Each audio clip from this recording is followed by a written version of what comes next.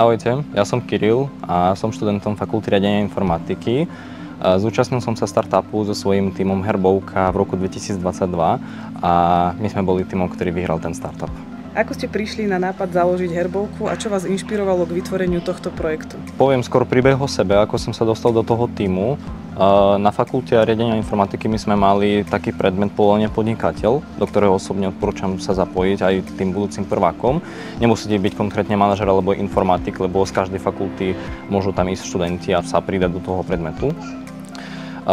Ja keď som prvýkrát prišiel na prednášku z toho predmetu, tak nám povedali, aby sme sa rozdelili nejako do tímov a ja som našiel tím so svojimi 2 spolužiačkami a ešte my sme zobrali strojárov. Chalani aj devčata sa snažili vytvoriť niečo v oblasti bioproduktov alebo niečo ekologického a začali sme premýšľať nad tým, že možno to budú nejaké zase nové bioprodukty alebo nejaká recyklácia ďalších vecí, ako napríklad oblečenia, ktoré sa nevyužíva, ale stále sme nevedeli nájsť tú nejakú základnú myšlienku, že na čo prídeme. A prišiel s tým nápadom práve Jožko. Jožko, ahoj. Ďakujeme veľmi pekne za ten nápad.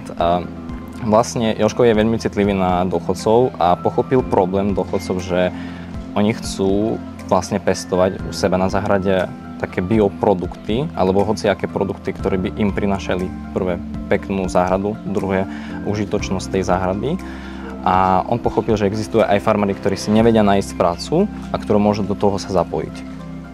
Čiže my sme spojili túto myšlienku tak, že využijeme farmára, využijeme ten nevyužitý pozemok toho majiteľa a naša služba tieto dve faktory pripojí tak, že vytvorí sa taký trojuholník. A Jožko prišiel veľmi rýchlo s tým nápadom. My sme všetci povedali, že áno, môžeme ísť do toho. Zatiaľ to bolo v rámci povolania podnikateľ predmetu, ale potom nám odporúčili, aby sme išli na startup, lebo vraj, že náš nápad bol taký dobrý, že by to mohlo vystreliť, tak my sme sa všetci zhodli, chalani išli a ja som do toho išiel. Vďaka tomuto nápadu ste vyhrali práve Startup Weekend. Áno, presne. Takže super, že ste do toho išli a že ste sa nenechali odradiť. A druhá otázka, aké boli najväčšie výzvy, ktorým ste čelili počas Startup Weekend Žilina a ako ste ich prekonali? Pre mňa bol najväčší problém, že som mal málo skúseností, lebo ja som vtedy mal 17 rokov a prvýkrát som sa stretol s takým prostredím a podujatím, kde ľudia sa dostanú do takého flow pri práci a ľudia majú naozaj už niekoľko rokov tých skúseností pri manažerskej činnosti alebo hociakej inej a už sa zapájali buď do takých podujatí, alebo pracovali s niečím podobným. A bál som sa strašne zasahovať do toho, ale vďaka tímovi ja som do toho išiel, ma podporili, takto ma trošku pobúchali po chrbtu alebo po ramenu a povedali, že ideme s tebou, nebudeš sám a my ti s tým pomôžeme. Najväčší problém bol, keď sme sa dostali do tej kancelárie, tak ťažké bolo získať tú organizovanosť medzi nami a hlavne synchronizáciu. Bolo to z toho dôvodu, aj keď sme sa pozreli 1 mesiac, my sme ešte nikdy nepracovali v takom prostredí a nad takou prácou. S riešením problému som prišiel ja, keď som povedal, aby sme si sadli takto dokola a dali by sme si aspoň 1 hodinku.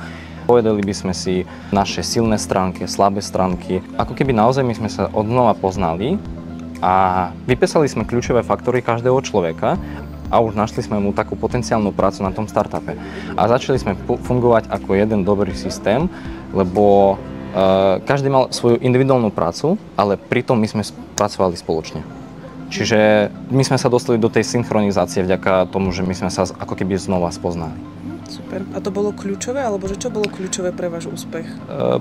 Kľúčové bolo aj to, ale bolo podľa mňa kľúčové aj ten nápad, keď sme narážali na pocity starších ľudí, aj pochopili ich problému.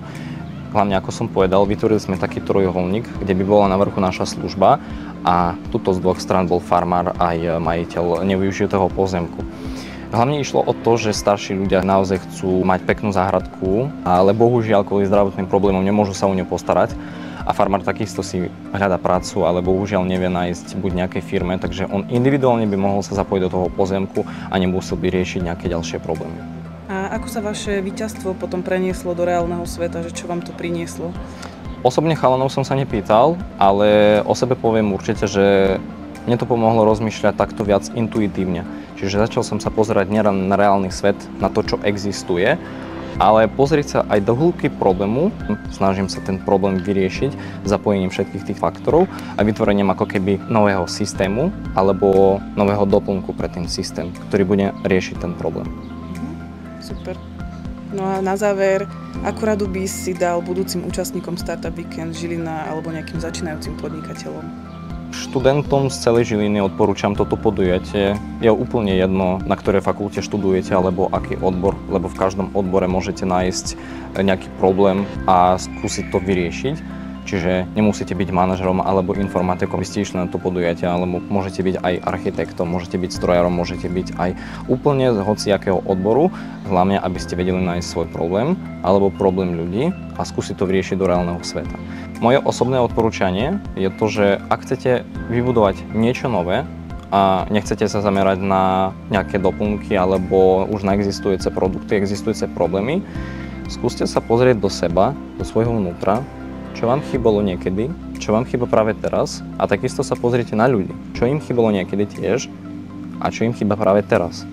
Skúste vypísať tie kľúčové slova a na základe tých slov tiež spojite tie myšlienky a spojte sa hlavne s tímom, lebo pracovať samému je dobre, ale keď sa chcete pohnúť rýchlejšie, nájdete si tým, ktorý vám pomôže. Skúste nájsť tým aj ľudí, ktorí majú podobný problém a skúste pripojiť myšlienky každého do jedného celku, nech každý si vypíše tie problémy, ktoré má individuálne v sebe a potom s tými vypísanými slovami skúste spojiť tú myšlienku a s týmto choďte na startup. Super, ďakujeme veľmi pekne.